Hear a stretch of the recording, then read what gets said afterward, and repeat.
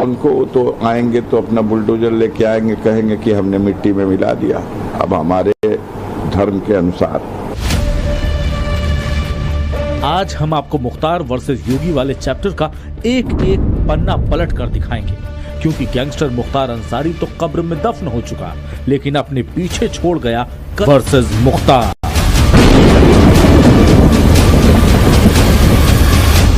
ये वो वक्त था जब यूपी में माफिया मुख्तार अंसारी की तूती बोलती थी। जब माफिया मुख्तार अंसारी का काफिला सड़क से गुजरता था तो किसी की मजाल जो हो उनके कारवां के बीच आ जाए। एक लाइन से 786 नंबर की 20 से 30 एसयूवी गुजरती थी। मुख्तार अंसारी जब चलता था तो बॉडीगार्ड्स और अपने गैंग के बीच सबसे लंबा दिख जाता था, लेकिन यूपी में वक्त ने ऐसी करवट ली कि पहले वो व्हीलचेयर पर आया और फिर मिट्टी में मिल गया। असल में मुख्तार अंसारी और उसके परिवार के दुर्दिन उसी दिन शुरू हो गए थे जब यूपी में योगी ने पहली बार सीएम पद की कमान संभाली। कहीं का वो मसीहा नहीं है, हमेशा शुरू जो हत्यारा गोली चलाया कभी भी। मुख्तार और योगी की अदावत की कहानी थोड़ी पर्सनल है, जिसे पूरी तरह से समझने के लिए आपको 18 साल पीछे चलना होगा।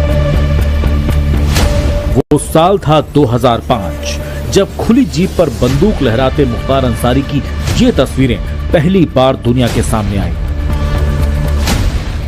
साल 2005 में मुख्तार के गढ़ कहे जाने वाले पूर्वांचल के मऊ में दंगा हो गया था और कर्फ्यू के बीच मुख्तार अंसारी खुली जीप में घूमता रहा। हालांकि उस दौरान उस पर दंगा भड़काने का आरोप भी था। ये वो दौर था जब उत्तर प्रदेश में मुलायम सिंह यादव की सरकार थी और बतौर निर्दलीय विधायक मुख्तार अंसारी मुलायम सरकार को समर्थन दे रहा था। उस वक्त मुख्तार का रुतबा और रुआब परवान चढ़ रहा था। वहीं योगी आदित्यनाथ गोरखपुर के सांसद हुआ करते थे। गाजीपुर, मऊ, वाराणसी और आजमगढ़ में मुख्तार का प्रभाव बढ़ता जा रहा था, तो दूसरी तरफ हिंदू युवा वाहिनी के प्रमुख और गोरखपुर से बीजेपी के सांसद के तौर पर बाबा भी पूर्वांचल के बड़े नेता के तौर पर उभर रहे थे। तभी योगी ने पहली बार मुख्तार को चुनौती दी और मऊ दंगों के पीड़ितों को इंसाफ दिलाने की बात कही। उसी वक्त योगी गोरखपुर से मऊ के लिए अपने काफिले के साथ निकल पड़े थे, लेकिन योगी को उस वक्त मऊ तक पहुंचने नहीं दिया गया। दोहरी घाट में उनके काफिले को रोक लिया गया, क्योंकि उस वक्त ना तो यूपी में बीजेपी की सरकार थी और न ही योगी की कोई खास पैठ। 3 के बाद मुख्तार बहुत ज्यादा जोश में था, उत्साह में था, चूंकि उस समय की सरकार इसको हेल्प कर रही थी। जो चाहता था करता था, जिस तरह से चाहता था करता था, तो इसका दबदबा था।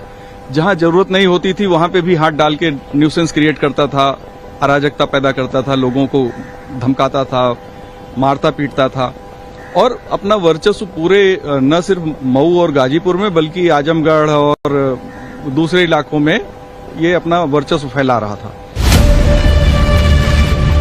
मऊ दंगों के 3 साल बाद यानी साल 2008 में योगी आदित्यनाथ ने मुख्तार अंसारी को फिर ललकारा। योगी आदित्यनाथ ने ऐलान किया कि वो आजमगढ़ में आतंकवाद के खिलाफ रैली निकालेंगे।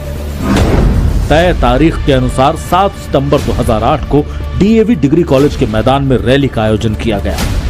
इसमें मुख्य वक्ता योगी आदित्यनाथ थे। रैली की सुबह गोरखनाथ मंदिर से करीब 40 वाहनों का काफिला निकला, लेकिन योगी को आजमगढ़ में विरोध की पहले से आशंका थी, इसलिए वो तैयार थे और जैसा योगी को डर था वो सही भी साबित हुआ। योगी के काफिले पर जबरदस्त हमला हुआ।